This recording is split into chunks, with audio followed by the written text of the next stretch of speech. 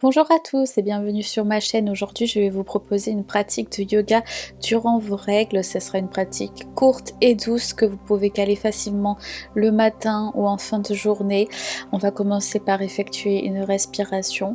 Une grande inspiration, une grande expiration. Vous pouvez également mettre une couverture, un plaid, un coussin comme j'ai fait pour relever les hanches. Je sais que pendant les règles, on a souvent mal à l'intérieur des cuisses, des hanches. On a évidemment mal au bas du ventre.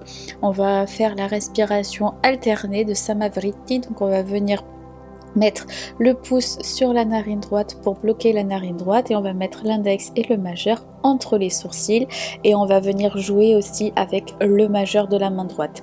On va boucher la narine droite avec le pouce, inspirer avec la narine gauche, bloquer la narine gauche avec le majeur, expirer par la narine droite, inspirer par la narine droite, bloquer la narine droite avec le pouce et expirer par la narine gauche, inspirer par la narine gauche, bloquer la narine gauche, expirer par la narine droite, inspirer par la narine droite, expirer par la narine gauche, inspirer par la narine gauche, inspirer à droite, etc., etc. Vous pouvez me mettre en pause le temps de vraiment prendre le coup et la refaire autant de fois que nécessaire. Ensuite, on va venir faire des mouvements de rotation dans un sens en inspirant en faisant le mouvement vers l'avant et en expirant en faisant le mouvement vers l'arrière. Normalement, je vous dirais de bien engager les abdominaux, mais aujourd'hui, vous pouvez vraiment relâcher votre ventre. J'ai mis un pull hyper large pour l'occasion. On va ensuite faire les mouvements de rotation dans le sens inverse. Vous pouvez vous servir de vos mains pour vraiment appuyer sur vos genoux. Ça va aussi venir ouvrir les épaules. On inspire, les bras vers le ciel. On expire, on se penche vers la gauche. Étirement latéral. On fait la même chose, étirement latéral à droite. On inspire et on va venir vers l'avant. Ça va vraiment venir étirer l'intérieur des cuisses et des hanches. Pareil, normalement je vous dirais d'aller vraiment plus vers l'avant, mais là on va essayer de garder une amplitude qui soit assez correcte pour éviter de trop écraser le bas du ventre. On a nos douleurs, même si je sais que certaines personnes, la compression du bas du ventre va les soulager, donc si c'est le cas pour vous, n'hésitez pas. On va faire la même chose de l'autre côté en changeant le croisement des jambes. Et n'oubliez pas évidemment de respirer, gonflant bien le ventre pour venir masser tout ça et soulager. Ensuite, vous pouvez enlever la couverture et on va venir en quadrupédie.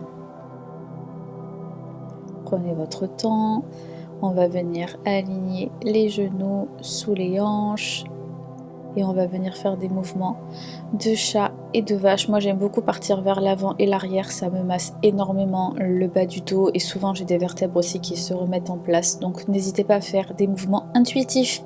On va venir en Adho Mukha, chien tête en bas, pédaler, faites marcher votre petit chien à l'avant du tapis. Inspire, dos droit, expire Uttanasana. Pareil d'habitude, je vais vite et je vais plus loin dans les postures, mais aujourd'hui c'est vraiment une pratique tranquille, on y va doucement, je vais pas vous dire d'essayer d'aller plus loin, au contraire, donc vraiment prenez votre temps. On va ouvrir pour venir en squat, les talons vers l'intérieur, les orteils vers l'extérieur, les genoux alignés avec les chevilles, Goddess Pose, Durganasana. Et on respire, on va vraiment venir ouvrir les hanches et étirer l'intérieur des cuisses. Trikonasana, le triangle, pareil d'habitude je vais vraiment beaucoup plus bas que ça, là on va rester quand même haut. Vous pouvez mettre un bloc ou vous pouvez ensuite partir en posture de la pyramide, les hanches sur une même ligne. Donc cette fois comme on a la jambe gauche devant, on va ramener la jambe gauche derrière et la hanche droite devant pour qu'elle soit sur le même plan. Ensuite on va venir mettre le genou droit au sol en fente basse. Pareil, j'aime bien bouger dans les postures d'étirement. Ça va vraiment venir travailler pour moi encore plus la flexibilité et la mobilité. Ensuite, on vient en Adho Mukha, chien tête en bas. On pédale et on remarche à l'avant du tapis. Inspire, dos droit, expire, Uttanasana. Inspire, bras vers le ciel en montagne. Ensuite, en ouverture, on refait la même chose. La posture de la déesse que vous êtes. C'est pas parce que vous avez vos règles que... Hein, voilà. Allez, on se sent bien, on se sent belle, on est en posture de force, stable et d'ouverture à la fois. Cette fois, on part avec la jambe droite devant pour notre petit triangle avant de partir en pyramide. Prenez votre temps, en général en vinyasa, les transitions sont hyper fluides et tout, là c'est pas du tout un flow vinyasa, hein. C'est vraiment des postures pour soulager le bas du dos et les hanches et le bas du ventre, on se sait. Ensuite, fente basse. N'oublie pas de respirer, c'est vraiment important. Inspire, grandis-toi. Expire. Alors là, moi je vais après, reviens en chien tête en bas.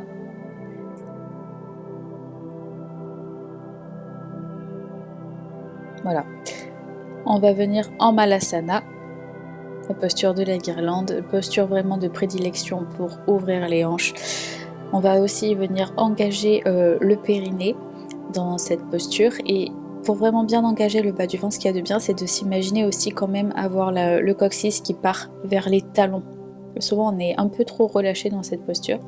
Alors moi j'aime prendre un bind de chaque côté. Après évidemment vous pouvez rester avec les mains en Anjali Mudra à la poitrine ou faire juste des ouvertures de bras.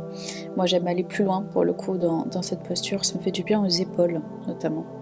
On revient en Adho Mukha, puis en quadrupédie. Et là on va venir en Balasana, les genoux écartés, largeur du tapis. Gros orteils qui se touchent. Détends-toi, relâche le ventre. Vraiment, si vous avez le ventre qui touchait le sol, on s'en fiche. Au contraire.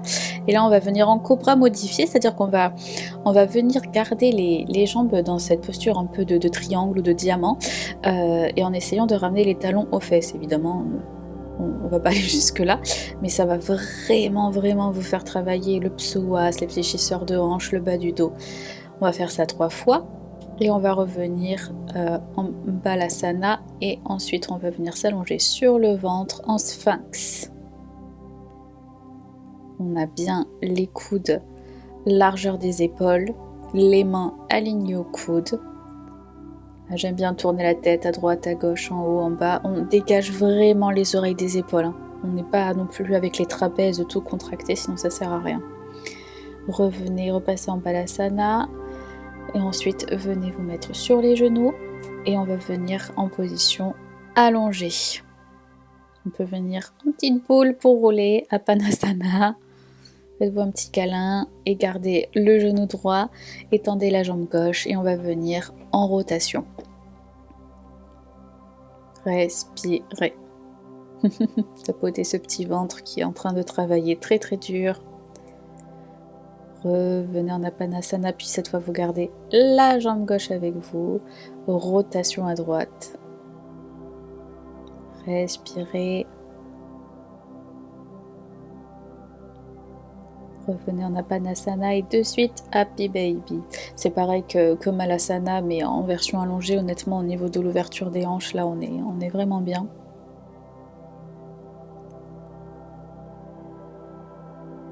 Vous pouvez rester plus longtemps en Happy Baby, mais je pense que la posture suivante est quand même vraiment le niveau au-dessus, au niveau de l'ouverture de hanche et du cœur, et au niveau aussi de la relaxation et pour calmer le système nerveux. Donc ça va être Supta Pada Konasa, le papillon allongé, mais soutenu par 2 blocs. Donc le premier est au niveau le plus plat en ce qui me concerne. En revanche, celui qui est sous la colonne vertébrale, je l'ai mis au premier niveau, enfin au second niveau du coup, pardon, le long de la colonne vertébrale. En général, ça serait bien qu'il arrive entre les omoplates. Voilà, là vous voyez à quel point j'ai la cage thoracique vraiment qui est ouverte, hein. Mes côtes, on dirait vraiment que je vais exploser. Ça ouvre vraiment énormément le cœur et ça agrandit aussi le diaphragme. Je sais que souvent quand on a nos règles, on a le ventre tellement gonflé qu'on a du mal à respirer, un peu comme si l'utérus prenait vraiment toute la place et écrasait les poumons. Donc là, ça va vraiment nous aider à bien respirer. Et puis évidemment, l'ouverture de hanche. Cette fois-ci, par contre, je vous encourage à rester encore bien 10 respirations dans la posture. Voilà. Moi, j'enchaîne un peu plus rapidement parce que je trouve que sinon la vidéo dure trop longtemps. Et si pour juste me regarder être allongée, je trouve que je vois pas en quoi c'est intéressant pour vous. Et après, maintenant que vous avez les postures, rien ne vous empêche après, à chaque fois que vous avez vos règles, de refaire celles qui sont le mieux pour vous. Mais vraiment le Supta Baddha Konasa avec les 2 blocs, c'est une pépite. Alors pour finir, on va faire un Shavasana. Mais on va faire le Shavasana avec une couverture, un plaid que j'ai enroulé derrière les genoux.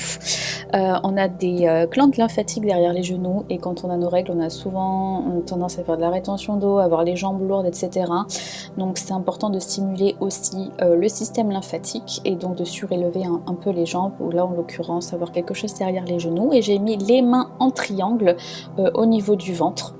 Symboliquement, voilà, pour relier entre guillemets un peu les ovaires et l'utérus, pour essayer d'apporter un peu de paix cet endroit du corps qui travaille si dur et qu'on aime facilement détester.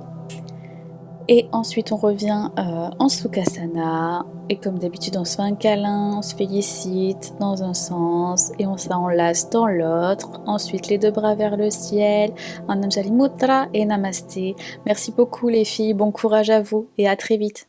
Bye bye.